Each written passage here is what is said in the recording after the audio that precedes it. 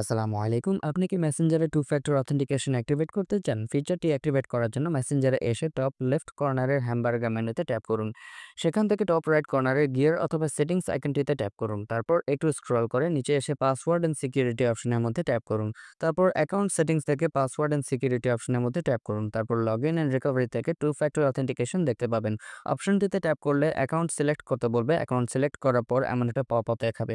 এখানে আপনার phone number যেটা আপনি আপনার ফেসবুক অ্যাকাউন্টের মধ্যে অ্যাড করেছেন সেটা হোয়াটসঅ্যাপ অ্যাকাউন্টের দরকার হবে।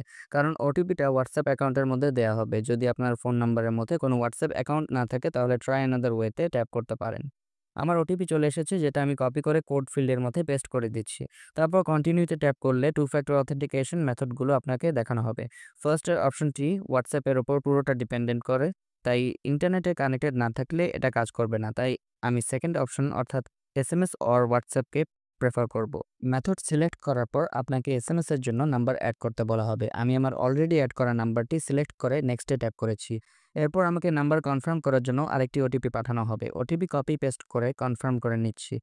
কিন্তু এসএমএস ভেরিফিকেশনের জন্য নিচের gate code Villa SMS instead অপশনে ট্যাপ করতে হবে। নাম্বার কনফার্ম হয়ে গেলে আপনার আইডিতে টু ফ্যাক্টর অথেন্টিকেশন অ্যাক্টিভেট হয়ে যাবে। তারপর আপনি যেকোনো সেকেন্ডারি ডিভাইসে আপনার আইডিতে লগইন করতে চাইলে আপনার ফোন নাম্বারে ওটিপি পাঠানো হবে, যেটা সেকেন্ডারি ডিভাইসটিতে টাইপ করার পরে আপনি আপনারটি সেই ডিভাইসের মধ্যে ইউজ করতে পারবেন। তাহলে এই ছিল আজকের ভিডিওতে। যদি ভিডিওটি ইউজফুল মনে হয় তাহলে সাবস্ক্রাইব করে পাশে থাকুন এবং লাইক, কমেন্ট অ্যান্ড শেয়ার করুন। ধন্যবাদ।